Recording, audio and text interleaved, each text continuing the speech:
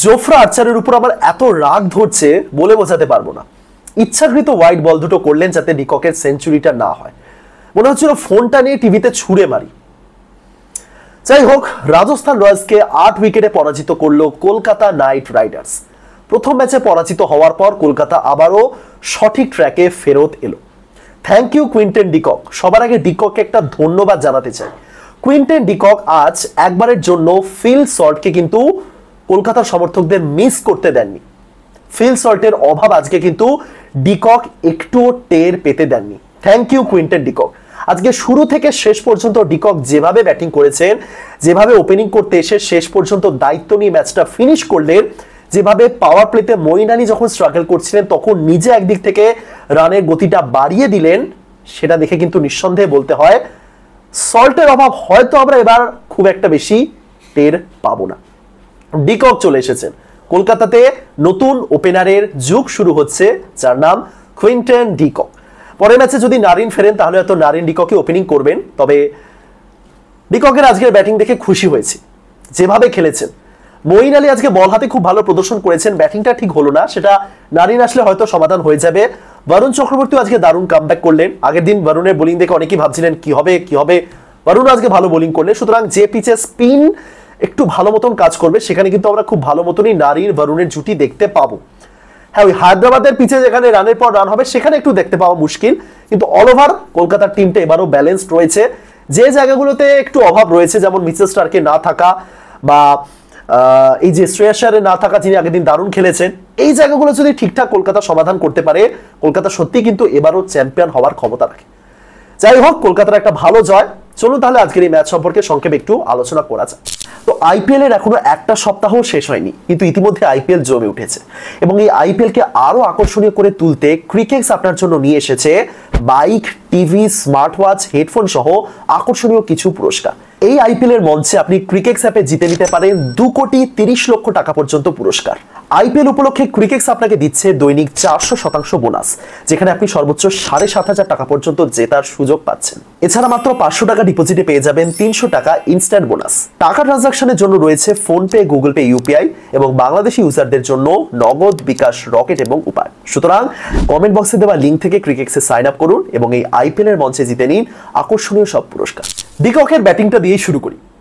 আমি আগের দিনও ভিডিওতে বলেছিলাম, আজও যখন ম্যাচ চলাকালীন লাইভে ছিলাম ইউটিউবে তখনও বলেছি, কলকাতা নাইট রাইডার্সের যে ওপেনিং জুটি, সেই ওপেনিং জুটিটা কিন্তু একদম প্রপারলি ব্যালেন্সড হতে হবে।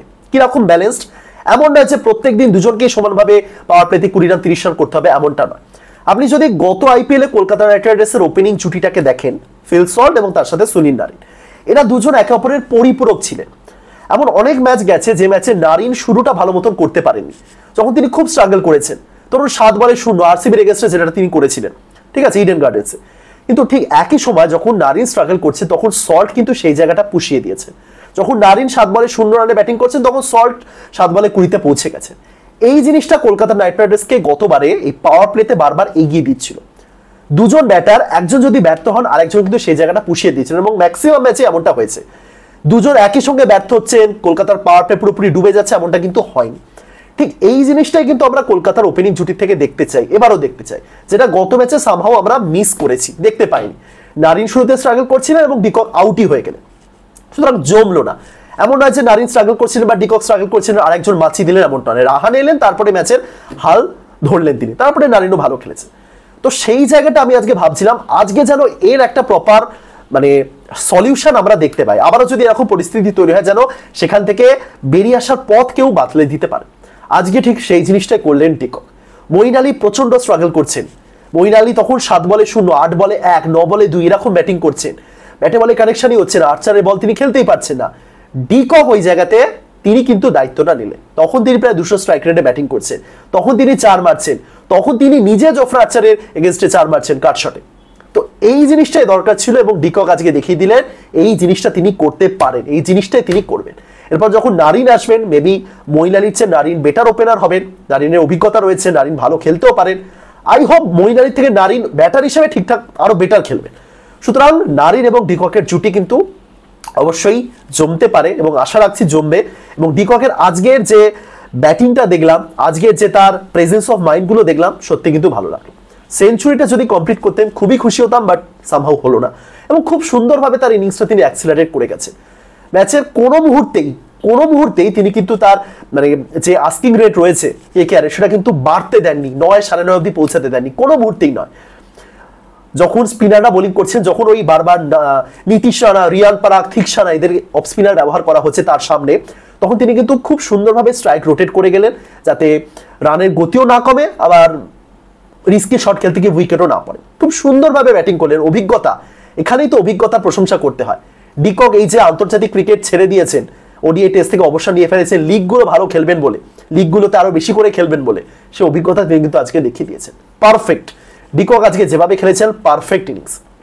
একটা সময় তো পুরো মনেই হচ্ছিল যে সিঙ্গেল নিয়ে খেললে ইজি জিতে যাবে, তখন প্রায় 7-8 ওভার রয়েছে, তখনই আমার মনে হচ্ছিল যে তো ইজি জিতবে, এবং ডিকক ঠিক সেই কাজটাই করেছে। একটা হাততালি ডিককের জন্য, দারুণ দারুণ খেলেছে। রঘুবংশীর মতন একজন তরুণ প্লেয়ার ওই জায়গাতে নামলেন, তার সাথেও যেভাবে স্ট্রাইক রোটেট করে গেলেন, যে ভরসাটা দিলেন একজন সিনিয়র হিসেবে, সেটা কিন্তু খুব ভালো, খুব ভালো। এরপরে যখন আরো চাপের পরিস্থিতি তৈরি হবে, সেই জায়গাতে কেমন খেলেন সেটা অবশ্যই দেখার। কিন্তু আজকে যেটা খেলেছেন ডিকক, মন ভরে গেছে, এটুকুনি বলতে পারি, মন ভরে গেছে। হয়তো ওই ব্রেন্ডন ম্যাককালাম যেভাবে শুরু করেছিলেন কলকাতার জার্সিতে, ওই টাইপের ইনিংস নয় এটা, কিন্তু এই ইনিংসেরও যথেষ্ট গুরুত্ব রয়েছে। এবার এটাই হলো আসল ব্যাপার, যখন ওই হায়দ্রাবাদের মতন পিচে কলকাতা খেলতে যাবে, তখন ডিকক কিরকম অ্যাপ্রোচে ব্যাটিং করে, আদারওয়াইজ পারফেক্ট। কলকাতার যদি শুরু থেকে আমি যদি বলি বোলিং এর কথা, 151 রানের মধ্যে আটকে রাখা রাজস্থানকে, সেটা খুব ভালো। এবং এই পিচে 175-80 তো হতেই পারতো, তাই না? এবং কলকাতার অবশ্যই প্রশংসা করতে হবে, কলকাতার বোলিং খুব ভালো হয়েছে। বৈভব অরোরা আগের দিন তাকে একটু ক্লুলেস মনে হচ্ছিল সামহাউ, বাট আজকে ভালো বোলিং করেছেন। আজকে আগের দিন শুরুতে বৈভব এবং তার সাথে স্পেন্সার জনসন, এবং তারপরে 4 নম্বর ওভারই নিয়ে আসা হলো বরুণ চক্রবর্তীকে। ওই জিনিসটা এবারে আজকের ম্যাচে আমরা দেখলাম যে না, এবারে একটু ভরসা রাখা হয়েছে, শুরুর দিকে পেসারদের উপর একটু ভরসা রাখা হয়েছে। সো বৈভব অরোরা আজকে ভালো বোলিং করেছেন। স্টিল আমি মনে করি আরো একটু ভ্যারিয়েশন দরকার। আপনি ভালো বোলিং করছেন, আপনার মধ্যে অ্যাগ্রেশন রয়েছে, আপনি উইকেট টু উইকেট বোলিং করার চেষ্টা করছেন, খুব ভালো। বাট কিছু ক্ষেত্রে যখন ওই উইকেট টু উইকেট বোলিং করতে গিয়ে আপনি রান খেয়ে যাবেন, যেমনটা আগের দিন হচ্ছিল সল্টের এগেনস্টে, তখন আপনি কি ভ্যারিয়েশন দেবেন, কিভাবে তাকে বিট করবেন, সেই জিনিসটা কিন্তু ইম্পর্টেন্ট। এমন না যে আপনি এমনই বোলিং করতে পারছেন না যে আপনাকে সরিয়ে দেওয়া হলো, আপনাকে আর স্পেলই করানো হলো না। সেই জায়গা থেকে বৈভব অরোরাকে আরো ইমপ্রুভ করতে হবে, এবং করবেন বলে আমার মনে হয়। ভালো বোলিং করেছেন অবশ্যই। হর্ষিত রানা তো ঠিকঠাক করছেনই, স্পেন্সার জনসন একটু রান খেয়ে গেছেন বটে, বাট আমি মনে করি ঠিক আছে। দেখুন, জনসন স্টার্ক হতে পারবেন, এটা আপনি স্টার জনসন থেকে এক্সপেক্ট করবেনও না, সেই অভিজ্ঞতা জনসনের নেই। বাট ঠিক আছে, যে পিচে সুইং আছে সেই পিচে কিন্তু জনসন অবশ্যই এফেক্টিভ হবে। মেবি এখনই নরকিয়াকে তারা খেলাবে না, মেবি কলকাতা যদি পরপর জিততেও থাকে, মেবি নরকিয়া এখন মোটেই টিমে আসবেন না। ঠিক আছে, জনসন ঠিক খেলছে, সমস্যা নেই। কলকাতার বোলিং ভালো হয়েছে, বরুণ চক্রবর্তী দারুণ কামব্যাক করেছে। যে পিচে স্পিন আছে, বরুণ চক্রবর্তী অবশ্যই ভালো। মঈন আলীর বোলিং দেখে আমি আসলেই মুগ্ধ। মানে নারিনের থেকে আমরা যা এক্সপেক্ট করি, ঠিক সেই জিনিসটাই মঈন করে গেছে। নারিনের থেকে আমরা ইকোনমিক্যাল বোলিং দেখতে চাই, সেটাই মঈন করেছেন। নারিনের থেকে আমরা তার মাঝেও 2-1 উইকেট দেখতে চাই, মঈন সেটা করেছেন। যেভাবে তার বল ঘুরছিল, টার্ন খাটছিল, আসলেই কিন্তু ভালো। মানে পুরো মনে হচ্ছিল যে আরে এটা তো নারিনই বোলিং করছেন, এরকম বোলিং তো নারিনই করেন।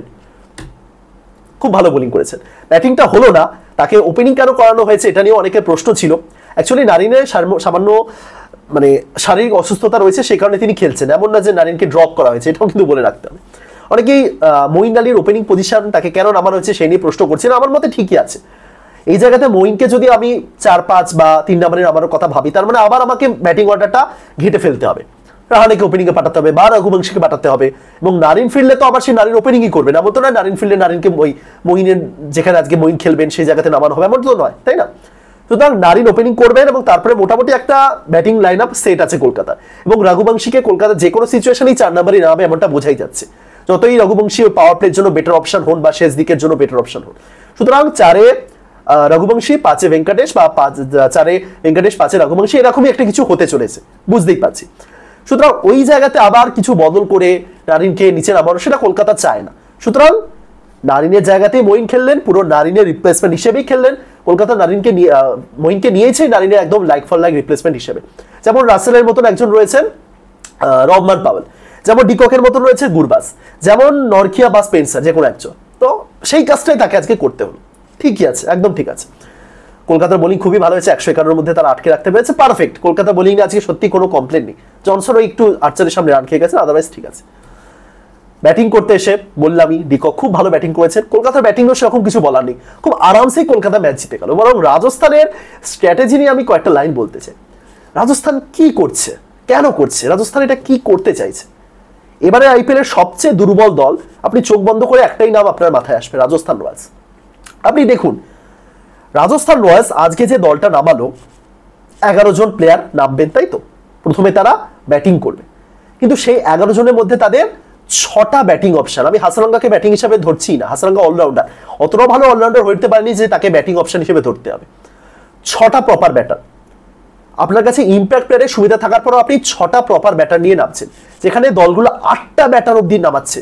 চেন্নাই 8টা ব্যাটার নামাচ্ছে, ধোনি আসেন 8 নম্বরে, ঠিক আছে? সেখানে আপনি 6টা ব্যাটার নিয়ে নামালেন এবং আপনি হাসারাঙ্গাকে পাঠালেন 5 নম্বরে। রাজস্থানের কোচিং স্টাফ থেকে বলে যাওয়া হলো যে ওই সময় যেহেতু কলকাতা স্পিনাররা বোলিং করছিলেন, তাই ওই জায়গাতে আমরা চাইছিলাম হাসারাঙ্গাকে পাঠানো হোক, কারণ স্পিনের এগেস্টে তিনি একটু চান্স দিতে পারেন। খুব ভালো কথা, কিন্তু এই স্পিনের এগেস্টে তিনি চান্স নিতে পারেন, এর মানে এটাই যে তারা শুধুমাত্র সিচুয়েশনটাকে রিড করে ওই জায়গাতে হাসারাঙ্গাকে নামালো, আদারওয়াইজ হাসারাঙ্গা কিন্তু তাদের প্ল্যানে নেই। এবং যখন সেই প্ল্যানটা ফেল হলো, তখন বাধ্য হয়েই তাদের ইম্প্যাক্ট প্লেয়ার আনতে হলো। দেখুন হাসারাঙ্গাকে ওই জায়গাতে পাঠানো বা সিচুয়েশন অনুযায়ী ওকে তাকে আগে নামানো, এটাতে কোনো সমস্যা নেই, কিন্তু সেই জিনিসটা যখন ফেল হচ্ছে তখন আপনাকে বাধ্য হয়ে একজন ইম্প্যাক্ট প্লেয়ার আনতে হচ্ছে ব্যাটারের মধ্যে, ব্যাটিং অপশনে শুভম দুবে। সেটাকে কোনোভাবে ডিফেন্ড করা যায় না, সেটার কোনো মানেই নেই। তার মানে এটাই যে আপনার প্ল্যান বি যেটা রয়েছে, সেই প্ল্যান বিতে একদম এক্সট্রিম প্ল্যান, ওর পর আর কোনো প্ল্যান নেই, এবং সেই এক্সট্রিম প্ল্যানটা যদি চলে আসে তখন আপনি আসলেই বিপদের মধ্যে রয়েছেন। এটাই হলো মানে দাঁড়াচ্ছে। প্রথমত আপনি ইম্প্যাক্ট প্লেয়ারের নিয়ম থাকা সত্ত্বেও মাত্র 6টা প্লেয়ার নিয়ে নামাচ্ছেন, আপনি এমন একজনকে নামাচ্ছেন 5 নম্বরে যিনি মোটেই ব্যাটার নন, এবং সে আউট হয়ে যাওয়ার পর আপনাকে বাধ্য একজন ইম্প্যাক্ট প্লেয়ার নামাতে হচ্ছে। এবং ওই জায়গাতে একজন ইম্প্যাক্ট প্লেয়ারকে নামানো মানে যখন বোলিং করতে আসবে রাজস্থান, তখন মাত্র 5টা প্রপার বোলার তাদের কাছে থাকবে। তাদের কাছে অলরাউন্ডারও নেই সেরকম। অলরাউন্ডার বলতে রিয়ান পারাগ, নীতিশ রানা বা জয়সওয়াল, এরা পারাগ খারাপ বোলিং করেছে আমি বলছি না, কিন্তু প্রপার বোলার বলেও তো একটা অপশন আছে, তাই না? অলরাউন্ডারই নেই তাদের কাছে। ইভেন যদি একটা হার্দিক পান্ডিয়ার মতো অলরাউন্ডারও থাকতো তাও মানতাম, সেটাও নেই তাদের কাছে। তার উপর দেশপান্ডে, তুষার দেশপান্ডে, তিনি আসছেন 16তম ওভারে বোলিং করতে। সুতরাং প্ল্যানিং আমি বুঝছি না, রাজস্থানের স্ট্র্যাটেজি প্ল্যানিং কিছুই আমার মাথায় ঢুকছে না, সত্যিই সবকিছু মাথার উপর দিয়ে যাচ্ছে। আরো অবাক হচ্ছে এই কারণে, কারণ টিমে দুটো বড় বড় থিঙ্ক ট্যাঙ্ক বসে, কুমার সাঙ্গাকার আর রাহুল দ্রাবিড়, কিছু তো তাদের মাথায় চলছে, বাট কি চলছে, কি ভাবছেন, সেটার এক্সিকিউশন মাঠের মধ্যে হচ্ছে না। যাই হোক, কলকাতা নাইট রাইডার্স 8 উইকেটে পরাজিত করলো রাজস্থান রয়্যালসকে। ওয়েল প্লেড কলকাতা, দারুণ কামব্যাক করলো কলকাতা নাইট রাইডার্স। আশা করব এই জয়ের ধারা তারা বজায় রাখতে পারবে এবং পয়েন্টস টেবিলে আবারও আমরা ওই টপ 4 বা ওই 1, 2, 3-এর মধ্যেই ক্রমাগত থাকতে পারবো।